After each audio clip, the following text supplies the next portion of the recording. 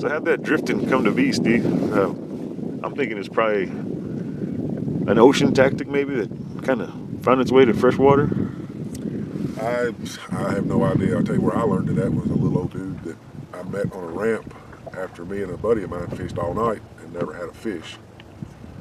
I had run out of cigarettes when I smoked, and he had a light. No, I had cigarettes but no lighter. He had a lighter and no cigarettes. So when we met at the ramp, we kind of exchanged that, and right before he left, he said, well, I'm gonna go home and get some supper or get some breakfast and come back out and drift these blues. And I asked him, I said, you know, I ain't trying to be a smart aleck or anything. I said, but what makes you think you can go out there today and catch them blues when you didn't catch nothing all night last night? And he said, drifting. And he showed me, he didn't show me how to do it, but he told me how to do it. And today, that's still what I'm doing, but it worked. It worked. I don't know what the trick was or why he wasn't doing it the night before to catch fish, but and you can catch them in the hottest part of the day, drifting, just spin drifting like this. So that's where I learned to do it. I went home and after I fished all night, got me some food and changed my clothes, and come back out and boom, it was on. So that's how I learned how to do it. So before that, you're out just anchored up, casting out? Anchored up, casting out, yeah. Now it's a pretty popular deal in tournaments and all that, huh? Yeah, and I ain't saying I invented it. I mean, other people learned it too, and maybe not from that guy, maybe not from me. They just probably knew it. It's been around a long time. Yeah. But when I first started catfishing the rivers, there wasn't a whole lot of people out there fishing. Yeah, well, I didn't know about it until I started watching your videos. Yeah, I'd come out here and just either throw an anchor or just fish off the bank or something. But yeah, it's a new technique, and especially over here, I don't see anybody else doing this. If you see a boat come by, they're trolling for white bass, or, you know, but they're not doing this type of fishing out here. Well, I'd say it would take me a few days. I mean, I know this is the first hour we've actually been on this river or lake, so I'm taking a little time to try to figure it out. But the wind has kept us down, but it's not so bad today, so we're going to just look around and see what we can find. All right, well, let's give it a shot.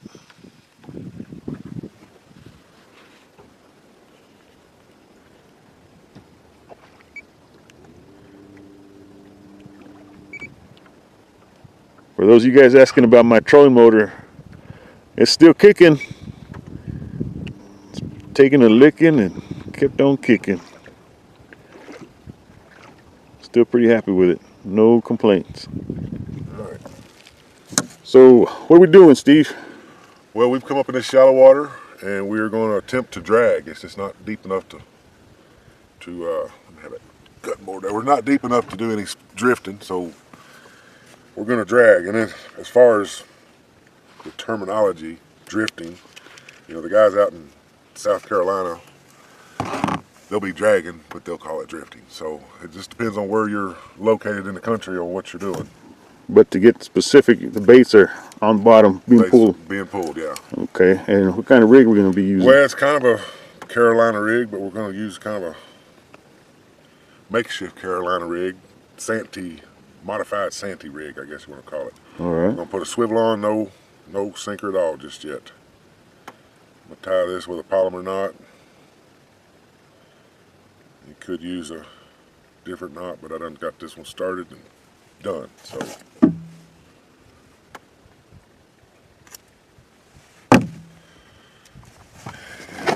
find my leader line.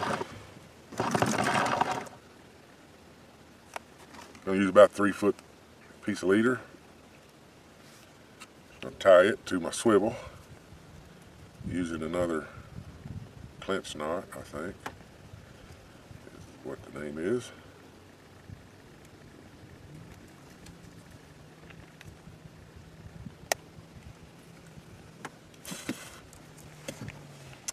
And then we're going to snell our hook. I'm using a Mustad octopus circle. What size? This is a number 10, but you know, that's all I brought with me. What would you normally use? Well, I normally 10, but I don't know about here, you know. I need a few more days here to figure this place out. You know, of course, we've we've been here a few days, but this is the first day we've actually been able to really just get on the water and do some fishing. Now we got this long leader. We're ready to go. You got these clips. We're going to try to see if these clips won't work. They're a little small, but we'll see what's happening. We might be able to just use them still, but might have to tie the sinker on. How is that working? There we go. Now we're just going to clip this little clip here onto my swivel.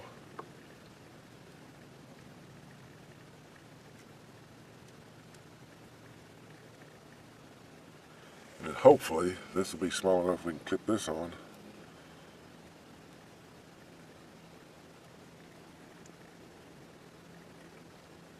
Ain't gonna happen, I don't think.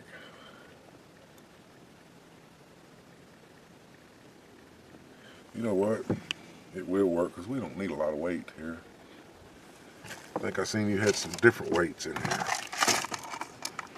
Yep. That 2 would have been good, but we've got these little ones. They're going to be just fine.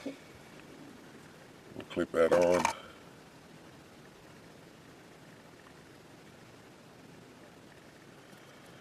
Now that's what we have right there. We're just going to drag that along the bottom. I don't know what we got, 7, 8 foot right here, Chris. We're going to tip it with a shad. And that's number 1 rig. All right, Steve, I got a question for you. All right. So when you're drifting and dragging, the idea behind that, when you're using circle hooks, right? Uh-huh. You want the rod to set that hook. So when you set your drag, where are you setting your drag at? I just crank it down. You're completely down? Well, or yeah, I mean, to make it where you tough, I always grab it. I can do it right now for you. I always grab it with my fingers and make sure I can pull it. If I can pull it pretty tough, then you just don't want to be able to, really pull it easy. Like that, that's just too easy. So you crank her down, but it's got to have to wrap it around, and then enough for a big fish, when he hits it, he's going to be able to take some drag rather than... He's going to hook himself before he starts running the drag. And there's some guys that say the perfect drag is 8 pounds of drag. I don't know how to put 8 pounds of drag on it. Yeah, I wouldn't have any idea. And there's guys that do it, they'll have an 8-pound block of lead or something and they use it, but I just kind of use it, kind of gauge it by feel. Mm-hmm. All right. Well, that's my story and I'm sticking to it. We're still at it out here. Yeah, we're drifting at about, we're dragging at about 0.3, but we've used your trolling motor a little bit, and I think the in between 1 and 2 is kind of low, so we have to jump it up a little bit, but then that's a little too fast, so we just have to kick it on and off every so often. Well, we're going to try to find them, guys.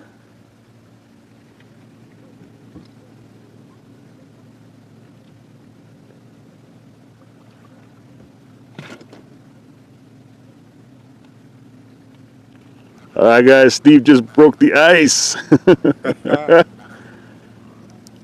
that. We need his mama or his daddy. I don't know how he got that 10-aught hook in his face. And this is one of them dangerous ones. We almost use him for bait. All right, there's my first catfish, New Mexico.